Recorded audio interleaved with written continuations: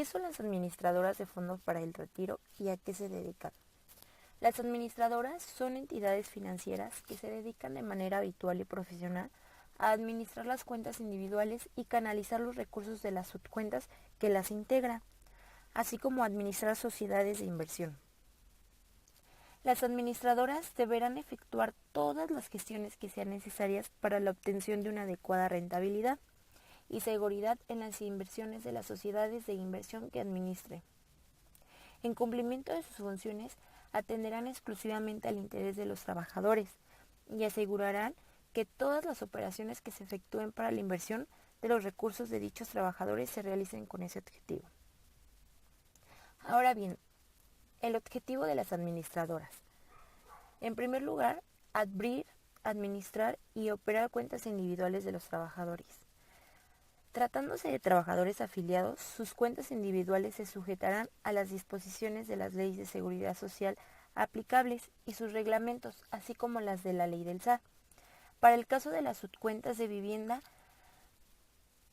las administradoras deberán individualizar las aportaciones y rendimientos correspondientes con base en la información que les proporcionen los institutos de seguridad social.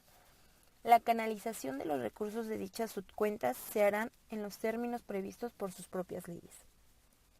En segundo lugar, tenemos abrir, administrar y operar cuentas individuales, con sus respectivas subcuentas, en las que se reciban recursos de los trabajadores inscritos en el ISSSTE. En tercer lugar, abrir, administrar y operar cuentas individuales, en las que se reciban recursos de los trabajadores no afiliados, o que se encuentren inscritos en el instituto, o sea, el ISSSTE. Y en cuarto lugar, abrir, administrar y operar cuentas individuales en las que se reciban recursos de los trabajadores no afiliados de las dependencias o entidades públicas de carácter estatal o municipal, cuando proceda. También recibir las cuentas y aportaciones de seguridad social correspondientes a las cuentas individuales de conformidad con las leyes de seguridad social, así como las aportaciones voluntarias y complementarias de retiro y los demás recursos. Individualizar las cuotas y aportaciones destinadas a las cuentas individuales, así como rendimientos derivados de la inversión de las mismas. Enviar por lo menos 3 veces al año de forma cuatrimestral al domicilio que indiquen los trabajadores sus estados de cuentas y demás información sobre sus cuentas individuales. Prestar servicios de administración a las sociedades de inversión. Prestar servicios de distribución y recompra de acciones representativas del capital de las sociedades de inversión que administren. Operar y pagar bajo las modalidades que la comisión autorice los retiros programados. Pagar los retiros parciales con cargo a las cuentas individuales de los trabajadores en los términos de las leyes de seguridad social. Entregar los recursos a las instituciones de seguros que el trabajador o sus beneficiarios hayan elegido para la contratación de rentas vitalicias o del seguro de sobrevivencia. Funcionar como entidades financieras autorizadas en términos de lo dispuesto por la ley del ISSSTE u otros ordenamientos. Los análogos o conexos a los anteriores objetivos que sean autorizados por la Junta del Gobierno.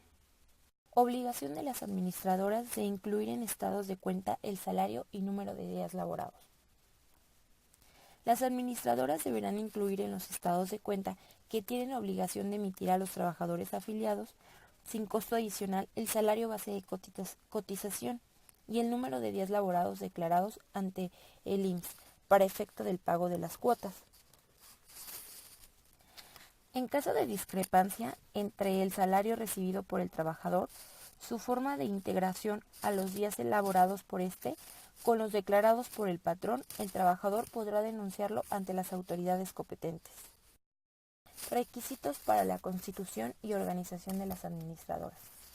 Para organizarse y operar como administradora se requiere autorización de la comisión, que será otorgada discrecionalmente oyendo previamente la opinión de la Secretaría de Hacienda y Crédito Público a los solicitantes que presenten propuestas viables económica y jurídicamente que satisfagan los siguientes requisitos. En primer lugar, presentar la solicitud respectiva, así como el proyecto de estatus sociales. En segundo lugar, Presentar un programa general de operación y funcionamiento, de divulgación de la información y reinversión de utilidades que cumpla con los requisitos mínimos que determine la comisión. En tercer lugar, los accionistas que detenten el control de la administradora deberán presentar un estado de su situación patrimonial que abarque un periodo de 5 años anteriores a su presentación. Cuarto, las escrituras constitutivas de las sociedades de que se trata, así como sus reformas, deberán ser aprobadas por la Comisión. Una vez aprobadas, la escritura o sus reformas deberán inscribirse en el Registro Público del Comercio. En todo caso, deberán proporcionar a la Comisión copia certificada de las actas de asamblea y, cuando proceda, testimonio notarial en el que conste la protocolización de las mismas. Requisitos para el funcionamiento de las administradoras. Las administradoras, para su funcionamiento, deberán cumplir adicionalmente con los siguientes requisitos. Primero, deberán ser sociedades anónimas de capital variable, debiendo utilizar en su denominación o a continuación a esta la expresión Administradora de Fondos para el Retiro o su abreviatura AFORE. Las administradoras no deberán utilizar en su denominación expresiones en idioma extranjero o el nombre de alguna asociación religiosa o política, ni utilizar símbolos religiosos o patrios que sean objeto de devoción o culto público. Segundo, tener íntegramente suscrito y pagado su capital mínimo exigido. Tercero, el número de sus administradores no será inferior a 5 y actuarán constituidos en consejo de administración. Cuarto y último, informar a la comisión los nombramientos de los miembros de su consejo de administración, del director general, de los funcionarios de los 2 niveles inmediatos siguientes y de sus comisarios, y someter a la aprobación del Comité Consultivo y de Vigilancia los nombramientos de los consejeros independientes y del controlar normativo. El artículo 21 nos dice que la participación, ya sea directa o indirecta, de las instituciones financieras del exterior en la intervención del capital de las AFORES siempre será de conformidad con lo establecido en los tratados y acuerdos internacionales que sean aplicables, y de igual manera serán también aplicables las disposiciones de la Secretaría de Hacienda y Crédito Público. Los gobiernos extranjeros no podrán participar, ya sea directa o indirectamente, en el capital social de las AFORES, salvo en los siguientes casos. El primero es cuando lo hagan con motivo de medidas prudenciales de carácter temporal, tales como apoyos o rescates financieros. Las AFORES que se ubiquen en lo dispuesto de esta fracción deberán entregar a la Comisión la información y documentos que acredite satisfacer lo antes señalado, y este será dentro de los 15 días hábiles siguientes a que se encuentren en dicho supuesto. El segundo caso nos dice que cuando la participación implique que se tenga el control de la AFORE y se realice por conducto de personas, ya sean morales o oficiales, tales como fondos, entidades gubernamentales, de fomento, entre otros, previa autorización discrecional de la Comisión, con acuerdo de su Junta de Gobierno, siempre a que su juicio dichas personas acrediten que no ejerzan funciones de autoridad y sus órganos de decisión operan de manera independiente al gobierno extranjero de que se trate. Y el tercer caso nos dice que cuando la participación correspondiente sea indirecta y no implique que se tenga el control de la AFORE, lo anterior sin perjuicio de los avisos o solicitudes de autorización que se deban realizar conforme a lo establecido en la ley. Por control se entenderá la capacidad de imponer directa o indirectamente decisiones en las asambleas generales de accionistas de la AFORE, el mantener la titularidad de derechos que permitan, ya sea directa o indirectamente, ejercer el voto respectivo más del 50% del capital social de la AFORE. El artículo 21 bis nos señala que las AFORES se abstendrán en su caso de efectuar la inscripción en el registro a que se refiere los artículos 128 y 29 de la Ley General de Sociedades Mercantiles. En estos nos señala que las sociedades anónimas tendrán un registro de acciones que contendrá 1. El nombre, la nacionalidad y el domicilio del accionista. 2. La indicación de las exhibiciones que se efectúan. Y 3. Las transmisiones que se realicen en los términos que prescribe el artículo 129, en el cual nos dice que la sociedad considerará como dueño de las acciones a quien aparezca inscrito como tal en el registro a que se refiere en el artículo anterior. A ese efecto, la sociedad deberá inscribir en dicho registro la petición de cualquier titular y las transmisiones que se efectúen. Regresando al artículo 21 bis, también cuando las adquisiciones y demás actos jurídicos a través de los cuales se obtenga directa o indirectamente la titularidad de acciones representativas del capital social de una Afore se realicen en contravención a lo dispuesto por el artículo 21, los derechos patrimoniales y los corporativos inherentes a las acciones correspondientes de la Afore quedarán en suspenso hasta, por lo tanto, se resuelva dicha resolución. El artículo 22 nos dice que los intermediarios financieros que no cumplan con los niveles de capitalización previstos en las leyes financieras no se les autorizará para participar en el capital social de una Afore. Asimismo, tampoco se autoriza la participación a un grupo financiero o entidades financieras que lo integren, cuando alguna de dichas entidades financieras no cumpla con los niveles de capitalización. Para entender lo que es un nivel de capitalización, la ley nos señala que serán los apoyos financieros del instituto que deberá cubrir para la protección al ahorro bancario. El artículo 23 nos dice que la adquisición de acciones de una Afore o la incorporación de nuevos accionistas a esta, que implique la participación del adquiriente en un 5% más del capital social de dicha Afore, así como la fusión de las Afores, deberá ser autorizada siempre por la Comisión y nunca deberá representar un conflicto de interés. Para dicha adquisición de acciones que representen el 5% más del capital social de una Afore, también se requerirá, para el caso de personas físicas o morales, que la Comisión considere para estos efectos como solo una persona. Y cuando la adquisición de acciones sea menor al 5% de su capital social, la administradora de que se trate deberá dar aviso a la Comisión con 10 días hábiles de anticipación a que surta efectos el acto y le deberá proporcionar la información que ésta determine. El artículo 24 nos indica que las Afores siempre deberán contar con un capital fijo permanente, sin derecho a retiro totalmente pagado, el cual deberá ser por lo menos igual al capital mínimo exigido, el cual lo fijará la Comisión. Si el capital de la administradora se redujera por debajo del mínimo exigido, ésta estará obligada a restituirlo dentro de un plazo que determine la Comisión, el cual no podrá exceder de 45 días naturales. El artículo 25 nos dice que la Comisión siempre velará en todo momento para que se presenten las condiciones adecuadas de competencia y eficiencia de las Afores.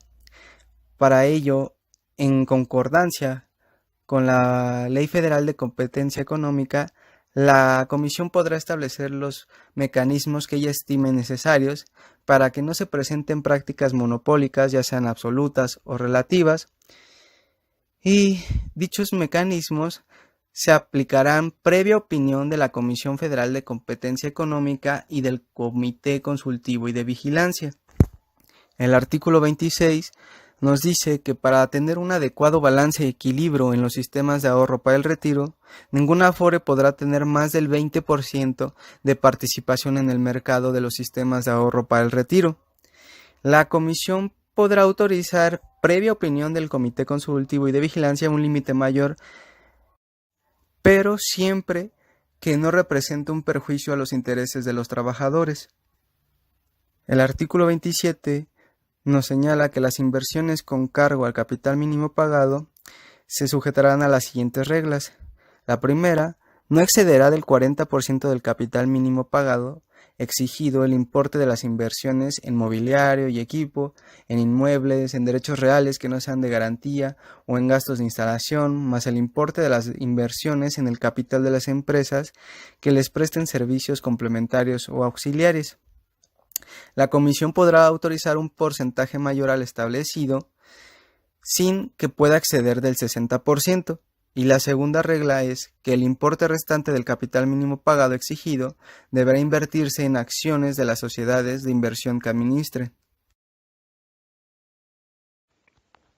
Reserva especial que están obligadas a mantener las administradoras.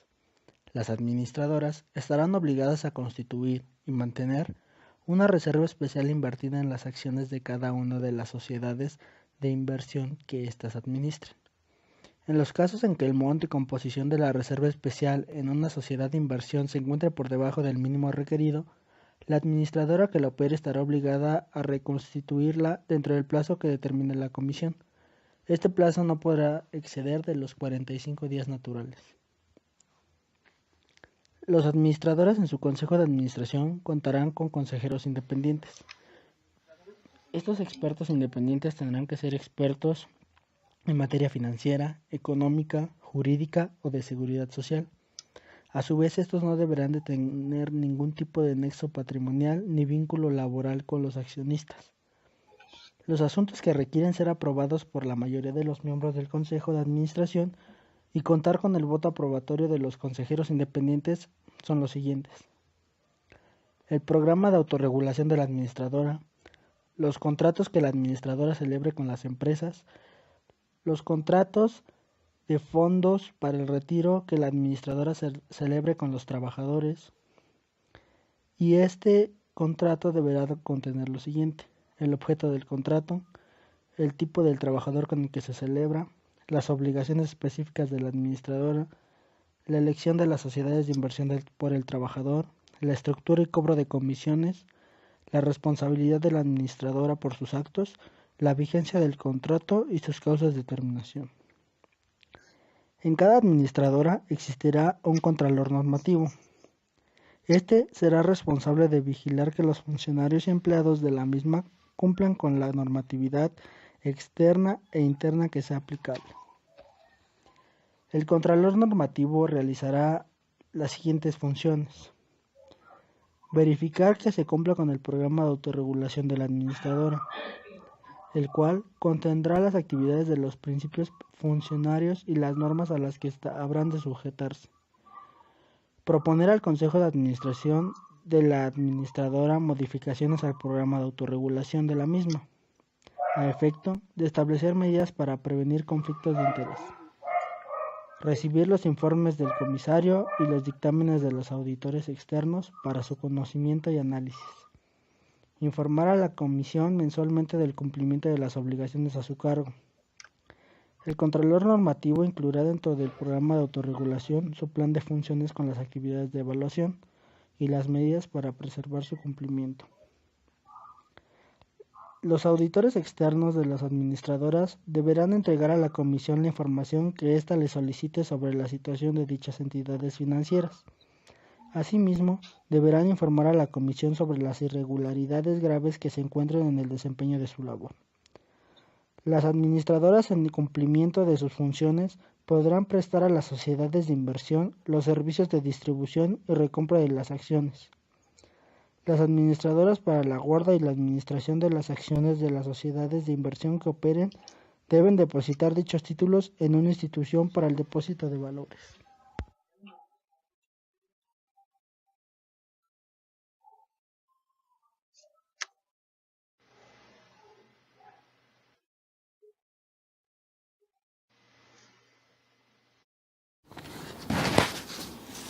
El artículo 33 de la Ley de los SAR nos establece que las administradoras deberán cubrir todos aquellos gastos que sean necesarios para el buen funcionamiento de las sociedades de inversión que éstas tengan a su cargo.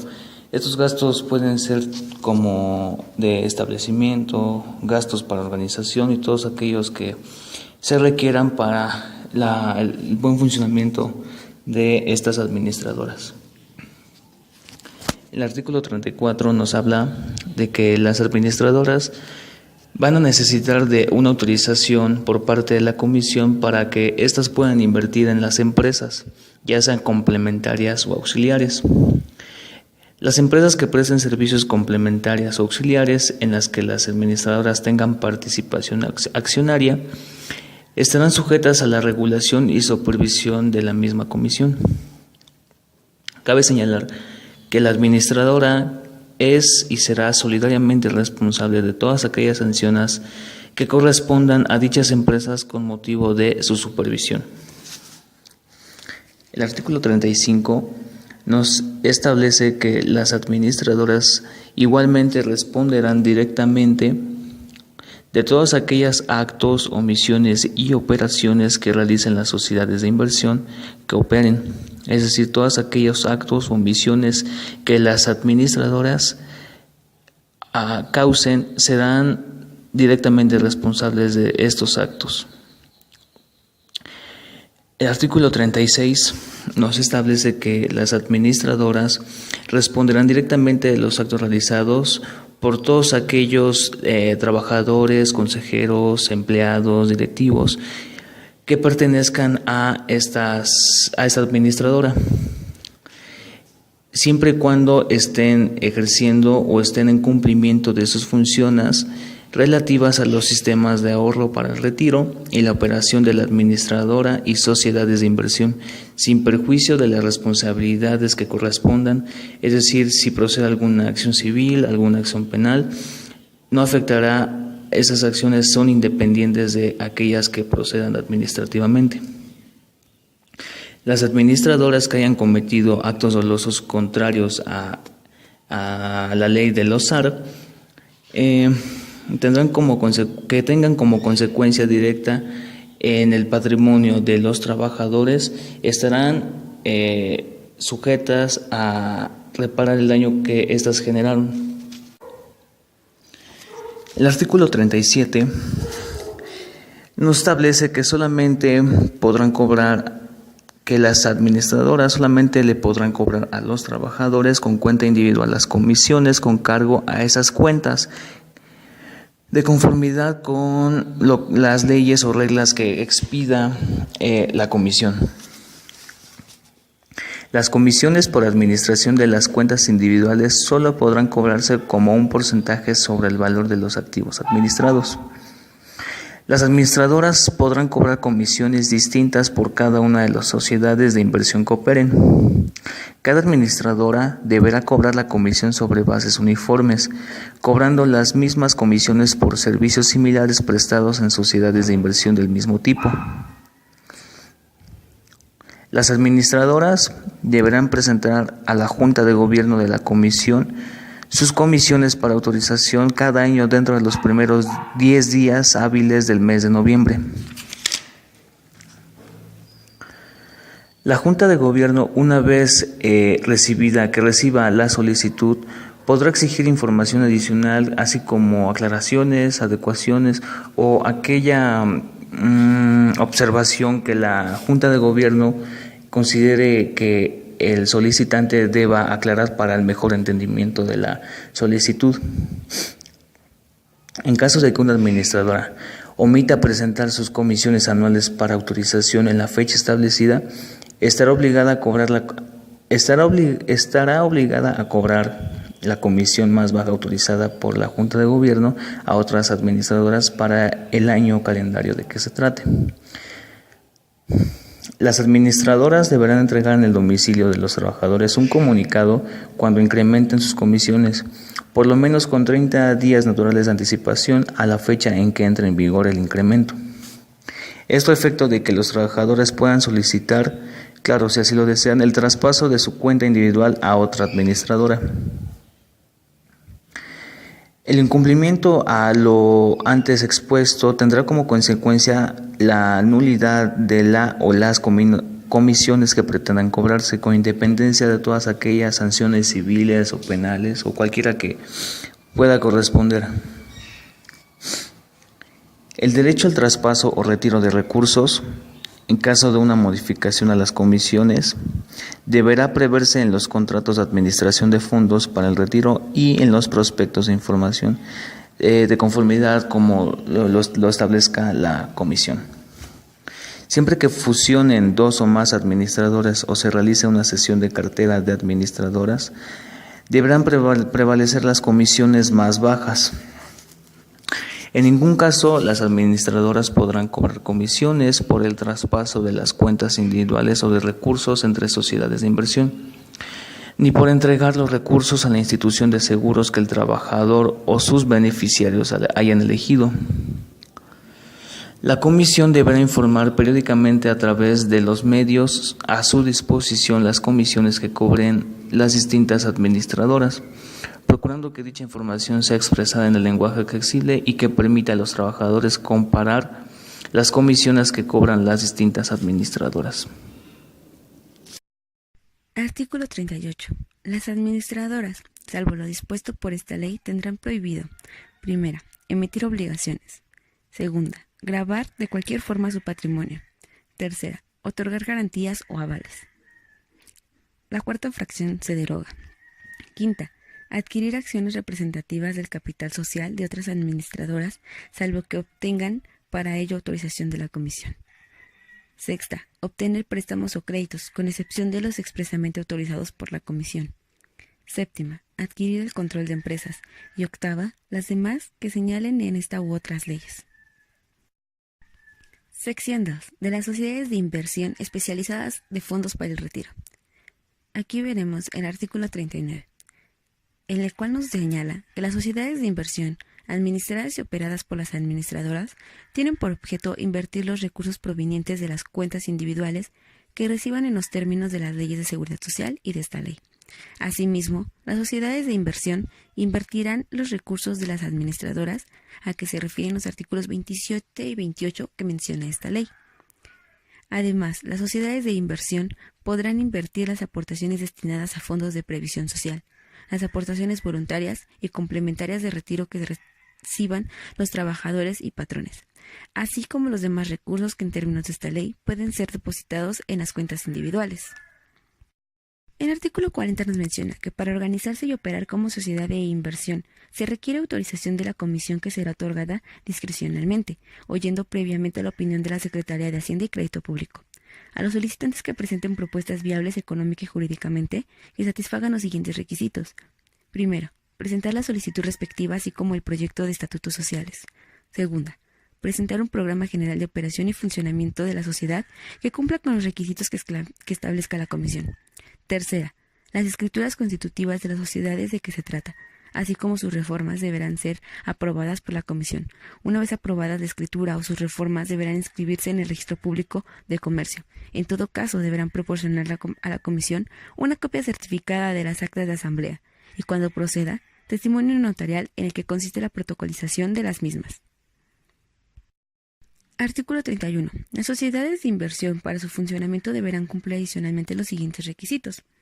Deberán ser sociedades anónimas de capital variable y utilizar en su denominación o a su continuación de esta la expresión Sociedad de Inversión Especializada de Fondos para el Retiro, o su abreviatura, SIFOE. Las sociedades de inversión no deberán utilizar en su denominación expresiones en idioma extranjero o en el nombre de alguna asociación religiosa o política, ni utilizar símbolos religiosos o patrios que sean objeto de devoción o culto público. El capital mínimo exigido de la sociedad estará íntegramente suscrito y pagado, y será el que establezca la comisión mediante disposiciones de carácter general.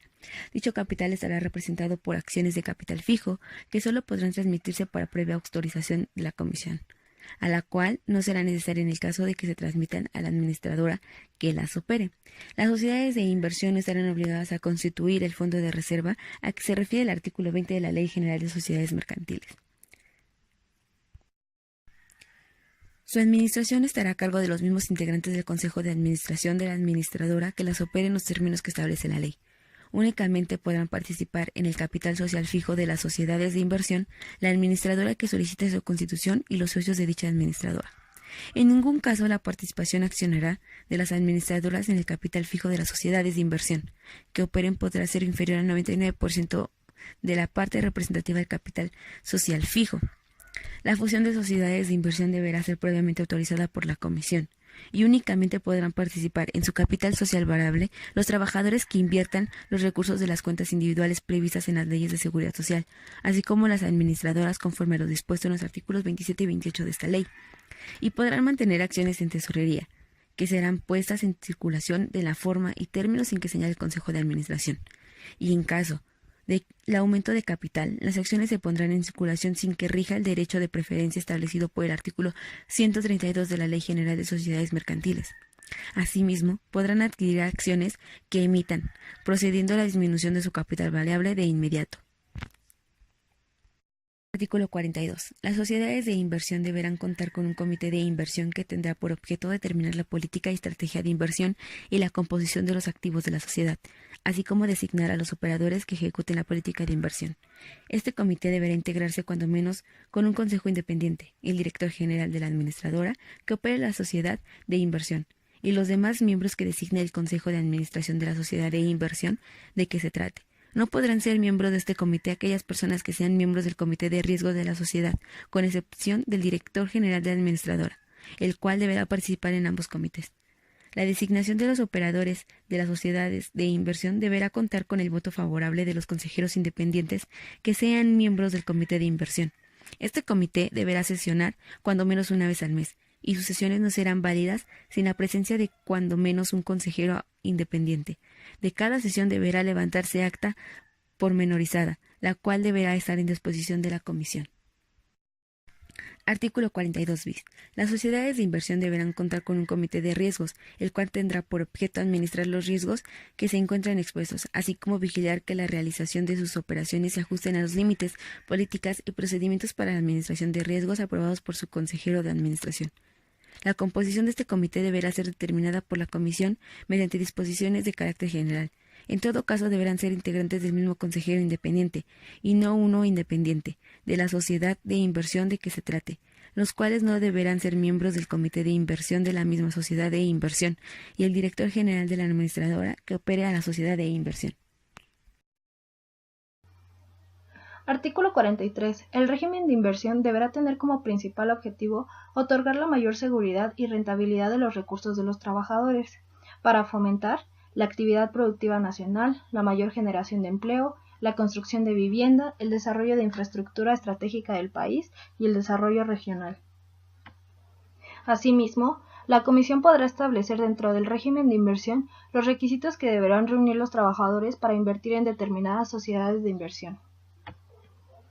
Artículo 44. Cuando una sociedad de inversión haya adquirido valores entre los porcentajes previstos en el régimen de inversión que le sea aplicable y con motivo de variaciones en los precios de los valores que integran su activo, no cubra o se exceda de tales porcentajes, podrá solicitar a la Comisión autorización para mantener temporalmente el defecto o exceso correspondiente, la cual, en su caso, se otorgará con la condición de que no lleven a cabo nuevas adquisiciones o venta de los valores causantes de los mismos hasta en tanto se restablezcan los porcentajes aplicables. Artículo 44 bis. Cuando habiendo cumplido el régimen de inversión autorizado se presenten minusvalías derivadas de situaciones extraordinarias del mercado, la administradora que opere la sociedad de inversión de que se trate lo notificará a la Comisión dentro de un plazo que no excederá de un día hábil. Artículo 45. El Comité de Análisis de Riesgos tendrá por objeto el establecimiento de criterios y lineamientos para la selección de los riesgos crediticios permisibles de los valores que integren la cartera de las sociedades de inversión. Artículo 46. La evaluación de los documentos y valores susceptibles de ser adquirido por las sociedades de inversión se sujetará a los criterios técnicos de evaluación que establezca un comité de evaluación, el cual estará integrado por 3 representantes de la Comisión Nacional Bancaria y de Valores, uno de los cuales, a designación de ésta, lo presidirá, 2 de la Secretaría de Hacienda y Crédito Público, 2 del Banco de México, 2 de la Comisión y 2 de la Comisión Nacional de Seguros y Fianzas. Artículo 47. Las administradoras podrán operar varias sociedades de inversión, mismas que tendrán una distinta composición de su cartera, atendiendo a los diversos grados de riesgo y a los diferentes plazos, orígenes y destinos de los recursos invertidos en ellas. Los trabajadores que no cumplan con los requisitos exigidos para invertir en una sociedad de inversión deberán traspasar los recursos invertidos en esta a otra sociedad de inversión en la que sí sea admisible la inversión de sus recursos, conforme a las reglas del carácter general que a tal efecto expida la Comisión. Artículo 47 bis. Las sociedades de inversión elaborarán prospectos de información al público inversionista que revelen razonablemente la información relativa a su objeto y a las políticas de operación e inversión que seguirá dicha sociedad de inversión. Artículo 48. Las sociedades de inversión tendrán prohibido lo siguiente: emitir obligaciones, recibir depósitos de dinero, adquirir inmuebles, dar o otorgar garantías o avales, así como gravar de cualquier forma su patrimonio, adquirir o vender las acciones que emitan a precio distinto al que resulte de aplicar los criterios que da a conocer el Comité de Evaluación, practicar operaciones activas de crédito, obtener préstamos o créditos, salvo aquellos que reciban de instituciones de crédito, intermediarios financieros, no bancarios y entidades financieras del exterior. Adquirir el control de empresas, celebrar operaciones en corto con títulos opcionales, futuros y derivados, celebrar operaciones que de manera directa o indirecta tengan como resultado adquirir valores extranjeros distintos de los autorizados por la Comisión en el régimen de inversión y los demás que señalen esta u otras leyes.